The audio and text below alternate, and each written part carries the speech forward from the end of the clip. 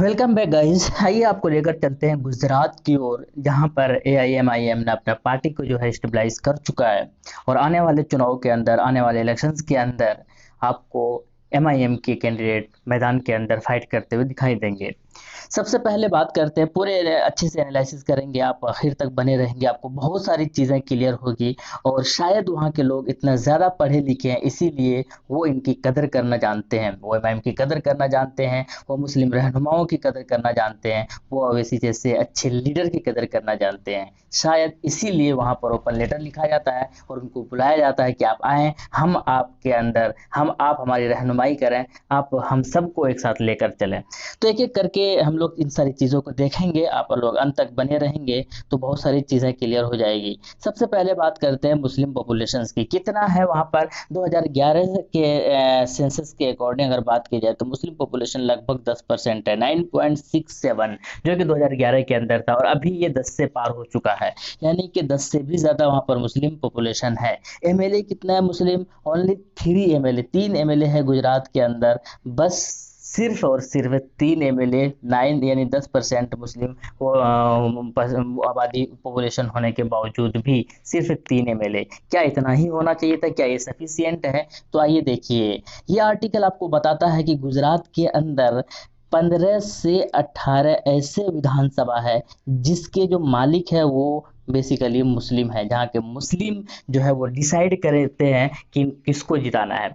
लेकिन फिर भी इतने 15 से 18 सीटें के पर, यानी 15 से 18 विधानसभा पर इतने सारे पॉपुलेशन होने के बावजूद, जिसके डिसाइडिंग फैक्टर मुस्लिम पॉपुलेशन है, फिर भी यहाँ पर मात्र 3 ही सीट क्यों, 3 ही एमएलए मुस्लिम एमएलए क्यों? ये एक बहुत बड़ा सवाल है। इसी के ऊपर असदुद्दीन ओवैसी साहब कहते हैं कि सिर्फ 3 एमएलए मुस्लिम एमएलए गुजरात के अंदर, जबकि होना चाहिए था 15 से ज्यादा। ये दिखाता है कि मुसलमानों का वहाँ पर कोई रहनुमा नहीं है। इसीलिए बीजेपी और कांग्रेस जो है ये सिर्फ मुसलमानों को इग्नोर करते हुए चले आ रहे हैं शुरू से।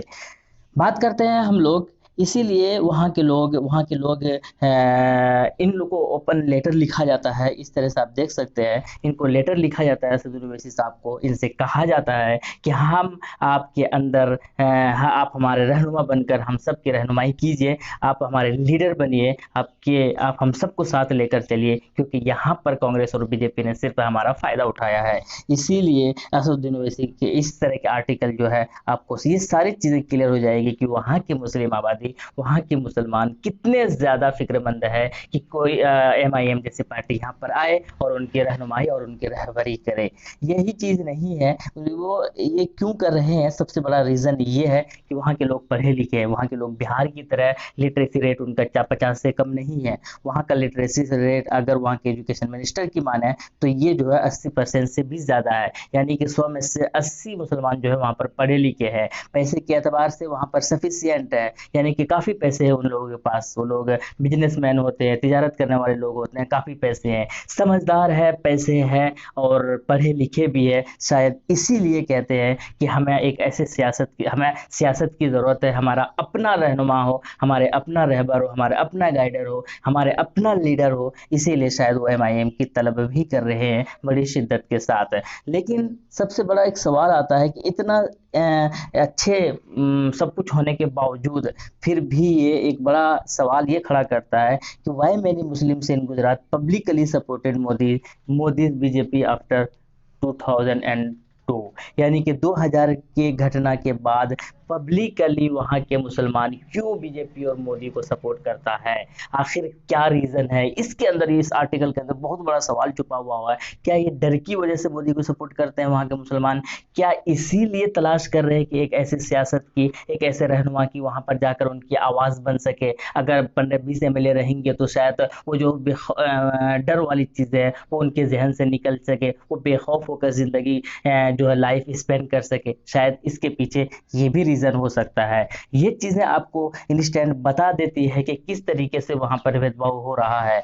यानी कि एक हॉस्पिटल की बात है, कोविड-19 का केस है, मुस्लिम का अलग वार्ड बनता है, हिंदू का अलग वार्ड बनता है। जबकि डॉक्टर भी परेशान है, नर्स भी परेशान है, नहीं चाहते हैं कि अलग-अलग वार्ड हो, इससे डॉक्टर को भी प्रॉब्लम से और परेशानी हो रही है। जबकि वहाँ के गवर्नमेंट एक अलग ही लॉजिक देकर इन सारी चीज़ों को खारिज कर देता है। यानी कि कुल मिलाकर इम्तियाज़ जलील के स्टेटमेंट अगर देखें, वहाँ एमआईएम के जो फाउंडर है गुजरात के अंदर, उनका अगर स्टेटमेंट देखें तो आने वाले इलेक्शन के अंदर, आने वाले चुनाव के अंदर, विधानसभा हो चाहे वो छोटे सिविल या जो भी सिविक बॉडी का जो भी इलेक्शन होने हो, या फिर जो भी लोकल लेवल पर जो भी इलेक्शन होने हो, उन सारे ही जगहों पर आपको एमआईएम की तरफ से कैंडिडेट उतरते हुए नजर आएंगे। यानी कि अगले बार जो विधानसभा का इलेक्शन होगा उसमें 110% एमआईएम के कैंडिडेट आपको देखने को मिलेंगे गुजरात के अंदर। और शायद ना सिर्फ देखने को मिले बल्कि एक बड़ी जीत भी हो जाए, क्योंकि वहां पर अच्छी खासी यानी कि 15 से 18 सीट ऐसी है जहां पर एमआईएम आराम से जीत सकती है, वहाँ के मुसलमान अगर उनको चाहे तो। ये वक्त ही बताएगा कौन कितनी सीटें जीत होती है, कब वहाँ से फाइट करती है, ये तो आने वाले टाइम ही बताएगा। आप क्या कहते हैं कमेंट सेक्शन में ज़रूर बताइएगा इस चीज़ को, आपका राय क्या है, क्या लड़ना चाहिए एमआईएम को गुजरात के अंदर, हाँ या नहीं। लाइक भी कीजिएगा वीडियो को, सब्सक्राइब भी कीजिएगा चैनल को अगर आप नए हैं तो। शुक्रिया आपने, thanks for watching and thanks for loving and thank you. जय हिंद।